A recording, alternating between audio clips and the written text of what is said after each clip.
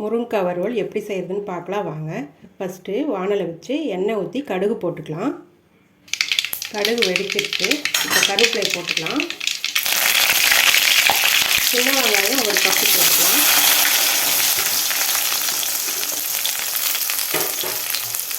இது மாதிரி பொடியாக கட் பண்ணி போட்டுக்கங்க. சின்ன வெங்காயம் நிறைய போட்டா ரொம்ப டேஸ்ட்டாக இருக்கும்.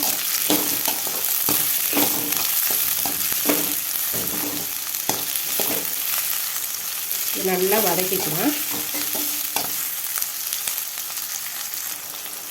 வெங்காயம் வதங்கிறதுக்கு கொஞ்சோண்டு உப்பு போட்டுக்கலாம். அப்போ தான் நல்லா வெங்காயம் வதங்கும். வெங்காயம் நல்லா இந்த அளவுக்கு வதங்கினதுக்கப்புறம் 2 தக்காளி கட் பண்ணி வச்சுருக்கேன், அதையும் போட்டுக்கலாம்.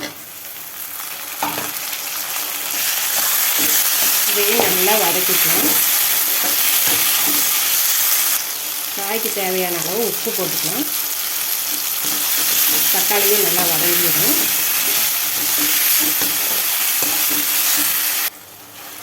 தக்காளி இந்த அளவுக்கு நல்லா மசிய வதக்கிக்கலாம். நல்லா இந்த மாதிரி வதங்கினதுக்கப்புறம் குழம்பு மிளகாத்தூள் 2 ஸ்பூன் போட்டுக்கலாம். நான் ஒரு 10 முருங்கைக்காய் மீடியம் சைஸ் முருங்கைக்காய் போட்டிருக்கேன், அதனால் இந்த அளவு போட்டுக்கிறேன். உங்கள் காய்க்கு அளவாக காரத்துக்கு தகுந்த மாதிரி போட்டுக்கோங்க. ஒரு 1/4 ஸ்பூன் மஞ்சத்தூள் போட்டுக்கலாம்.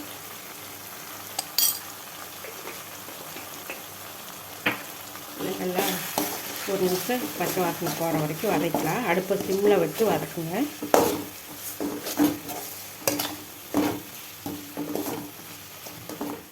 கொஞ்சம் மட்டன் மசாலா ஒரு 1/4 ஸ்பூன் அளவுக்கு போட்டுக்கலாம். நல்லா கலந்து விட்டுக்குங்க. ஒரு நிமிஷம் இது மாதிரி நல்லா கலந்து விட்டுட்டு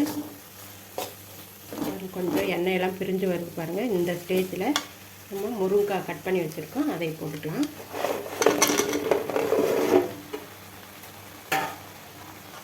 நல்லா கலந்து விட்டுக்கோங்க.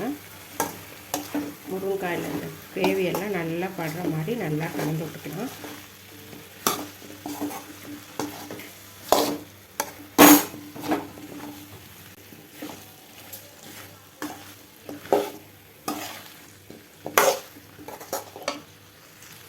ஒரு நிமிஷம் இப்படியே நல்லா வதக்கி விடுங்க.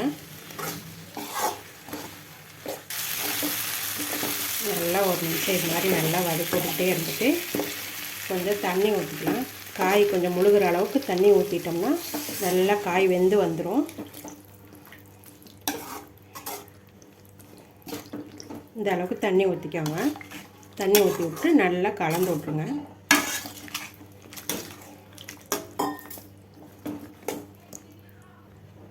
தண்ணியெல்லாம் நல்லா கலந்து விட்டுட்டு கரண்டி எடுத்துகிட்டு நல்லா மூடி வச்சிடலாம். நல்லா வேகட்டும். ஒரு 10 நிமிஷம் நல்லா வேக விட்டுறலாம். வேகட்டும், அப்புறம் பார்க்கலாம். கொஞ்சம் நடுவில் எடுத்து ஒரு கிளறி விட்டுக்கலாம். அடி பிடிக்காமல் பார்த்துக்கணும். மாதிரி கொஞ்சம்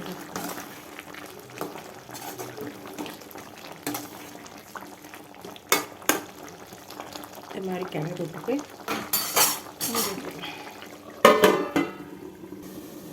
திறந்து பார்க்கலாம். தண்ணியெல்லாம் கொஞ்சம் சொல்லி விட்டு திறந்து விட்டு கொஞ்சம் நேரம் அப்படியே கிளறி விட்டுக்கிட்டே இருக்கலாம். தண்ணியெல்லாம் கொஞ்சம் வற்றணும். தண்ணியெல்லாம் கொஞ்சம் வற்றிருக்கு. இந்த ஸ்டேஜில் ஒரு 2 ஸ்பூன் தேங்காய் துருவல் சேர்த்துக்கலாம். உங்களுக்கு வேணும்னா சேர்த்துக்கலாம், இல்லைன்னா வேண்டாம் விட்டுக்கலாம். நான் கொஞ்சம் சேர்த்துக்கிறேன். நல்லா டேஸ்ட்டாக இருக்கும்.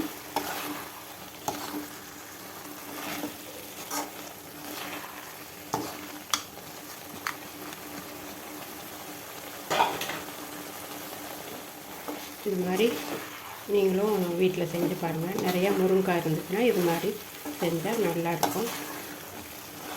இப்போ முருங்கைக்காய் வறுவல் ரெடி ஆகிடுச்சு. இது மாதிரி நீங்களும் செஞ்சு பார்த்துட்டு எப்படி இருக்குன்னு கமெண்ட் பண்ணி சொல்லுங்கள்.